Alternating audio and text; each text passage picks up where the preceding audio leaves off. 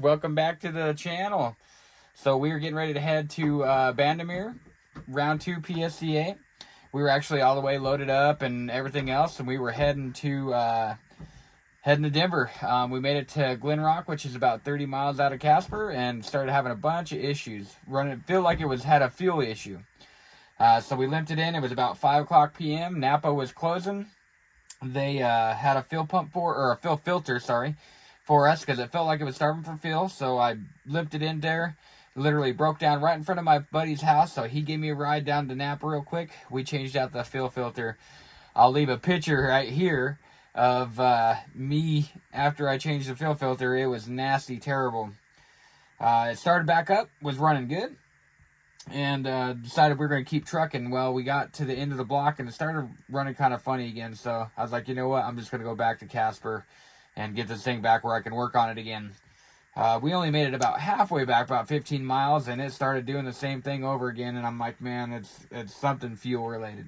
So we pulled off to a spot where I could start working on it. And I've got it tore down now. I'll show you guys what I have got. We tore down the TBI fuel system, and it's exactly that. Look at these bowls, completely just filled full of rust. All the injectors were nice and nasty. And this is the amount of rust that fell out of the TBIs onto the butterflies. So I'm going to have to get those cleaned out so they don't fall down in there. I called a buddy of mine, Colton, the one that's been helping me work on this. He is going to stop over at O'Reilly and get me some new gaskets and seals for the TBI so I can put it back together, because I ripped one. I do have some RTV in the truck here for racing, but I don't want to do that with all the fuel. I'd rather just put some gaskets back in it. So he's going to go get that, do a rescue mission. If I can get this thing cleaned up and running good, we might be back on the road ready to rock and roll. So we'll see.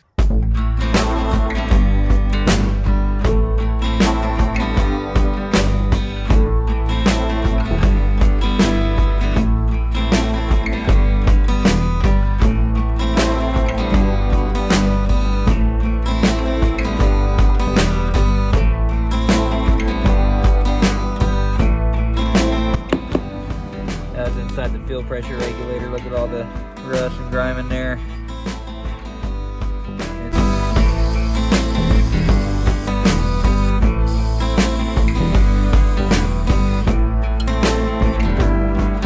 Got her back put together. You can see everything's put back together. Colton came out. That wasn't him. Back there, getting ready to leave. He came out and got us a new rebuild kit for this throttle body. Got it all rebuilt. Took us a while. I flushed the lines, tried to get all that rust and all that crap out of there. Everything is coming out pretty dang clean. It is 9:30 now. We're going to try to keep going.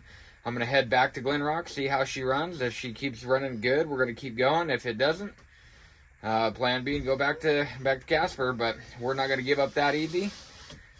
Hopefully we'll see you guys there tomorrow. It's rolling.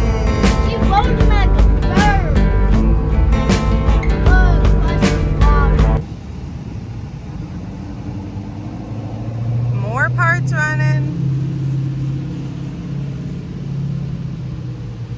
So we are on round 3. We got back on the road last night after rebuilding the TBI, got all the rust and everything out of it, and then made it to Wheatland, and then started doing it again. So when we hit Wheatland, I tore the TBI back down, and everything was clean in there. So I'm not exactly sure. We just decided to stay the night there, camped out there, woke up in the morning, and we made it all the way to Loveland.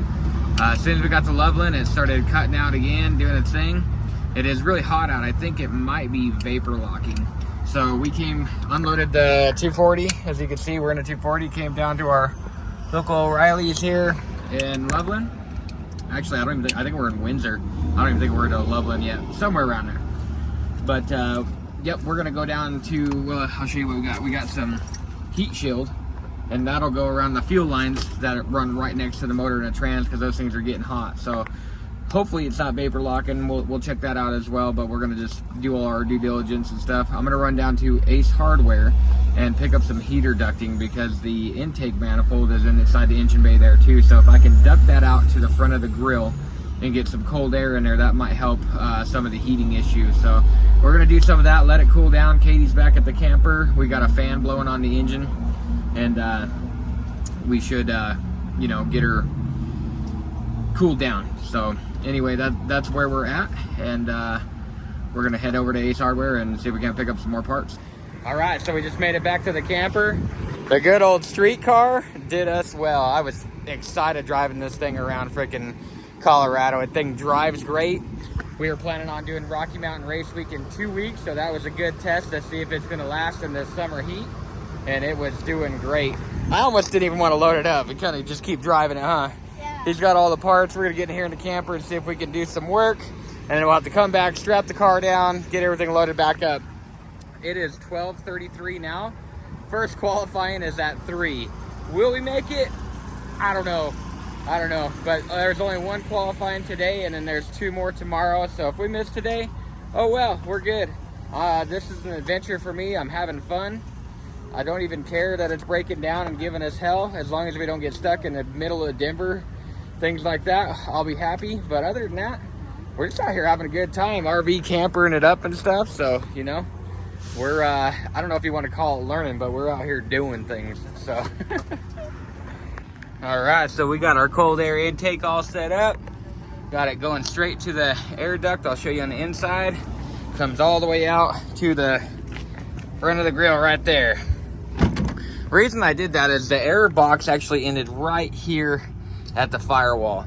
And when we were driving and we pulled over, you could feel a noticeable heat difference from right here just to down to right here where my hand's at. Like, you put it up here and it was like almost burning my hand, and then you come down here and you put your hand there and it was like, I would say 30-40 degrees cooler. So pulling that air from right there, you know, wasn't doing us no heat any good for the heat and stuff like that, keeping it cool.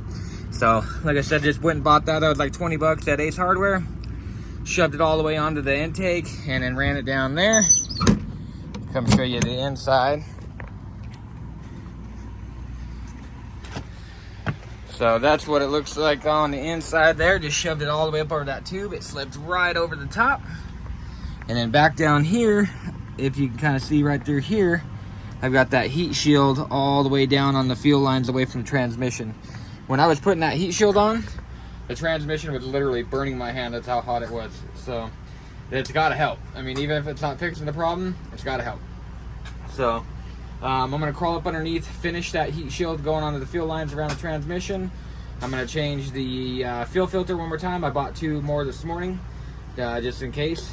And so we'll change one of those fuel filters and see if there's any junk that's coming out of that one. And after that, let this cool down for just a little bit longer, and then hopefully hit the road again. Oh, we're still having problems.